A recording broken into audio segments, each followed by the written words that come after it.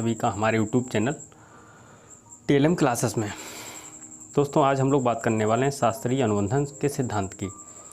इससे पहले हम लोगों ने थॉर्नडाइक के प्रयास और भूल के सिद्धांत को सीखा था। यदि आपने वो वीडियो नहीं देखी तो आप वीडियो के डिस्क्रिप्शन बॉक्स में आपको उसका लिंक दे दिया जाएगा, आप उसको ज़रूर देख लीजिएगा। बात करते हैं इस सिद्धांत की। शास्त्रीय अनुबंधन सिद्धांत बहुत ही महत्वपूर्ण सिद्धांत है। यहाँ से कई क्वेश्चन पूछे जाते हैं। क्लासिकल संबंध का सिद्धांत, इसको अन्य कई नामों से जाना जाता है। पावलोव का सीआर सिद्धांत, अनुकूलित अनुक्रिया का सिद्धांत, परंपरागत अनुबंधन का सिद्धांत, सहज संबंध सहज क्रिया का सिद्धांत, प्रतिस्थापन का सिद्धांत, चिरसम्मत अनुकूलन सिद्धांत। दोस्तों, कई बार यहाँ से भी क्वेश्चन पूछ लिया जाता है डायरेक्टली कि क्लासिकल संबंध का सिद्धांत या शास्त्रीय अनुबंधन का सिद्धांत अन्य किस नाम से जाना जाता है। तो आपको ये सारे नामों को याद रखना जरूरी है। पावलोव ने अपना यह प्रयोग कुत्ते पर किया था।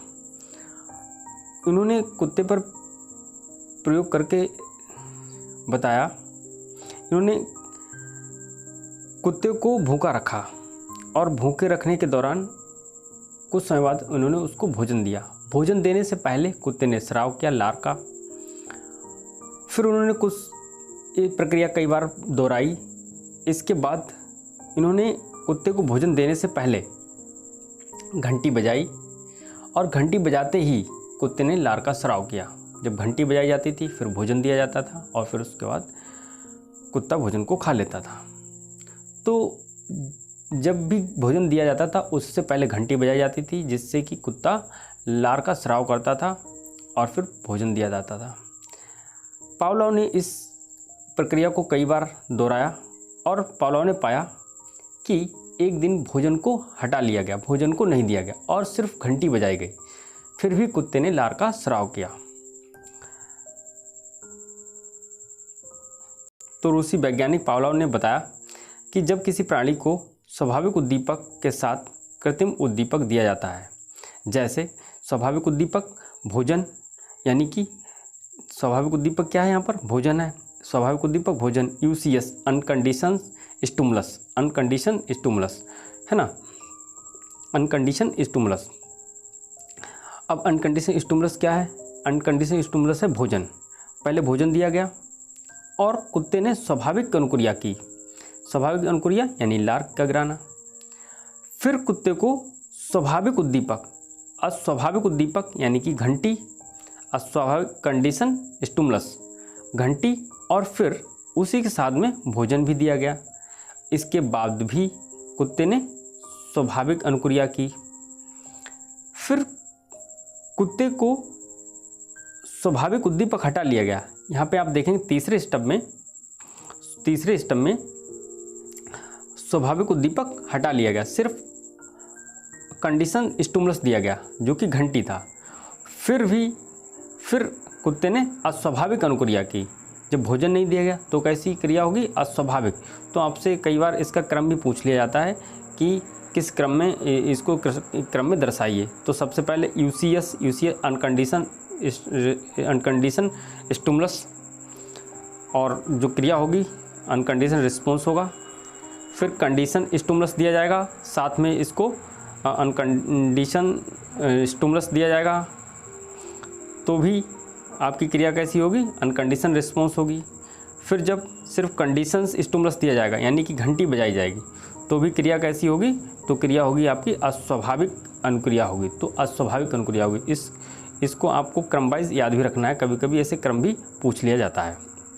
आपको बताते हैं, रूसी वैज्ञानिक पावलोव ने बताया कि किसी प्राणी को किसी स्वाभाविक उद्दीपक यानी जैसे भोजन, किसी स्वाभाविक उद्दीपक जैसे भोजन, यहाँ पे देखेंगे आप स्वाभाविक उद्दीपक जो था भोजन था, यहाँ पर भोजन दिया गया। और तो फिर यहाँ पर जो भोजन के साथ कृत्रिम उद्दीपक यानी घंटी बजाई जाती थी। पहले स्वाभाविक उद्दीपक भोजन दिया गया और उससे पहले घंटी बजाई गई, तो प्राणी स्वाभाविक अनुक्रिया करता था। फिर कुछ समय बाद उद्दीपक को हटाकर केवल कृत्रिम उद्दीपक सामने रखा गया।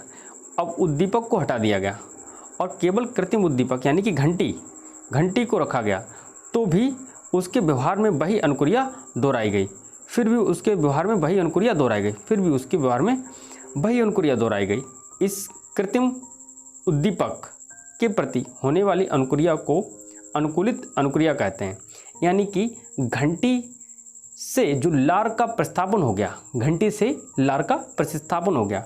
पहले भोजन के प्रति लार गिराता था, फिर भोजन को हटा लिया गया, घंटी बजाई गई और घंटी से ही लार का स्राव कर दिया गया, जिससे कि घंटी में लार का स्राव में प्रतिस्थापन हो गया। आपको बताते हैं शिक्षा में इसके महत्व के बारे में कि शिक्षा में इसका क्या महत्व है। प्राणी में बच्चों में बुरी आदतों को छुड़ाने में इस सिद्धांत का प्रयोग किया जाता है। जैसे सपोज दैट कुछ प्राणी जो होते हैं वो अल्कोहल पीने शुरू कर देते हैं, तो उससे अल्कोहल की जगह पर हम उनको कहीं घूमने भेज देते हैं या उनको कुछ खाने के लिए एक्स्ट्रा ऐसा दे देते हैं जिससे कि वो उस अल्कोहल के प्रति आकर्षित ना हों, है ना।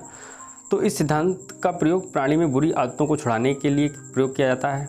बच्चों में भय, क्रोध, चिंता, संवेगात्मक विकास के लिए प्रयोग किया जाता है। ये बहुत बार पूछा गया है कि बच्चों में भय, क्रोध, चिंता यानी संवेगात्मक विकास के लिए किस सिद्धांत का प्रयोग किया जाता है, तो वो आपका पावलोव का सिद्धांत रहेगा, कंडीशन रिस्पॉन्स थ्योरी।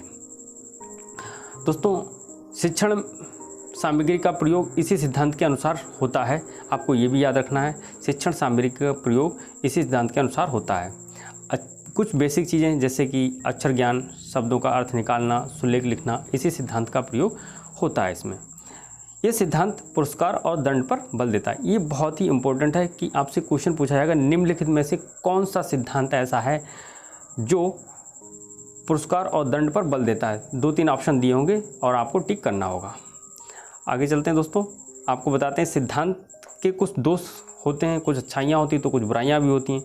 तो इस सिद्धांत के जो दोष हैं उसमें बालक महत्वपूर्ण चीज़ों को नहीं समझ पाता, यानी कि बेसिक चीज़ें जो होती हैं, बेसिक चीज़ें ही बच्चे के समझ आ पाती हैं, बेसिक चीज़ों को ही वह सीख पाता है, महत्वपूर्ण चीज़ें वह नहीं सीख पाता।